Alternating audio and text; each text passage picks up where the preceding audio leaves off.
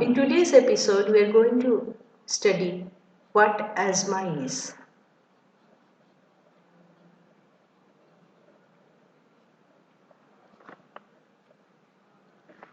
So, what asthma is?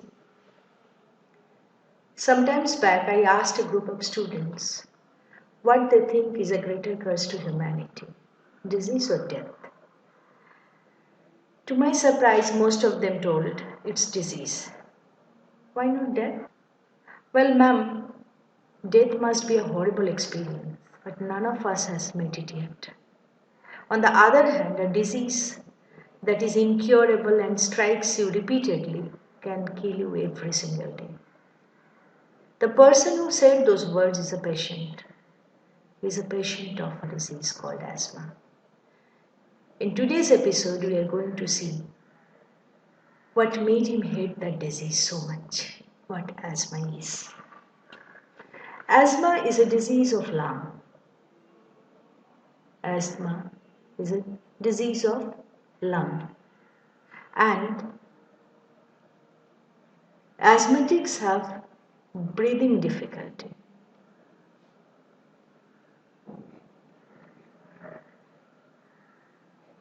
Now, we know what's so scary about asthma.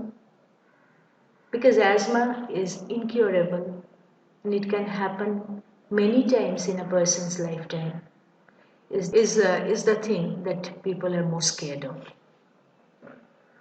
To survive, each and every cell of our body needs oxygen. We get that oxygen from air, and asthma cuts off that air supply and deprives our lung has got two sections. One is your upper section which conducts the air or brings the oxygen to the lower section. Upper and lower section of lung. So upper section is conducting, lower section is actually the functional part. Asthma cuts off the air somewhere in between in the junction of the upper and lower section. And the lower section where the real gaseous exchange takes place do not get sufficient air, and in the lower section oxygen enters into the blood and carbon dioxide comes out of it. Now this exchange is influenced by exchange of oxygen and carbon dioxide is influenced by the pressure. So this exchange of oxygen and carbon dioxide between blood and air is influenced by the partial pressure, is guided by the partial pressure of oxygen. Partial pressure of oxygen.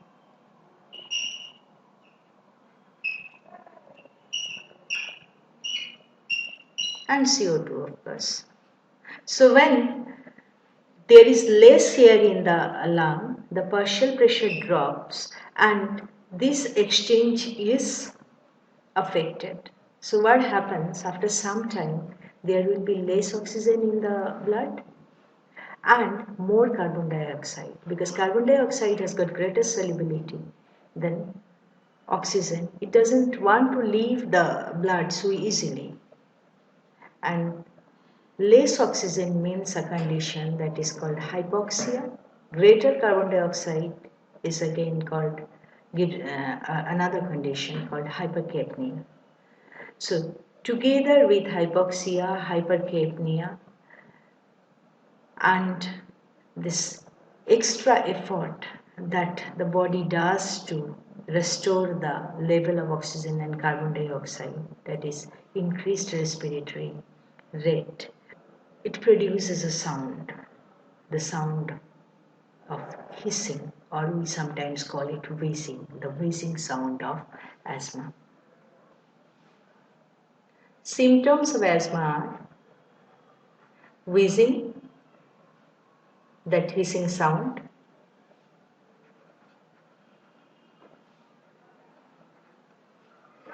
coughing, which occurs mostly at night or early morning, chest tightness, you feel somebody is sitting over your chest, and breathlessness or shortness of breath.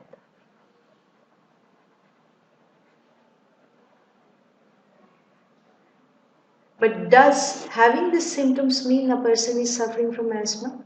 The answer is not necessarily yes.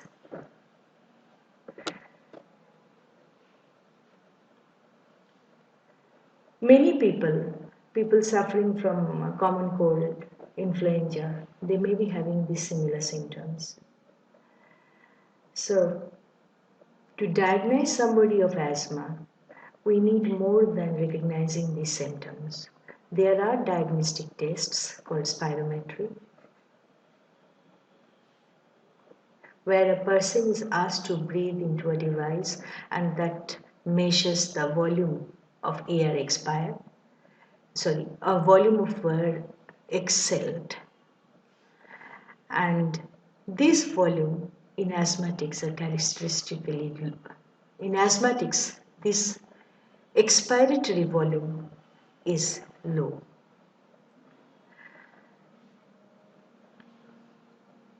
So with spirometry, we have got some other test also, that is chest x-ray, where the airflow obstruction is confirmed by seeing the narrowing of the bronchioles, and of course the medical history, that is repeated symptoms after exposure to, to a particular stimulus. These things together will be giving us a full picture, and from that we can say that the person is suffering from asthma. So by definition, asthma is a condition. Asthma is a condition of the lung in which a person may be hyperresponsive to a stimulus and develops symptoms of wheezing, coughing, chest tightness, shortness, etc., from time to time. That is, recurrently. It's a chronic condition.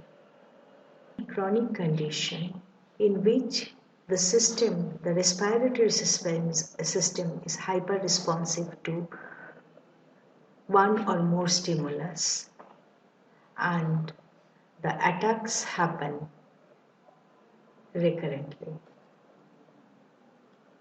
The stimulus or stimuli which brings about the symptoms are called triggers. Triggers are too many in nature. It can be dust, virus, smoke, a food item, or just cool temperature. To conclude, let's sum up the main characteristics of asthma. One is airflow limitation,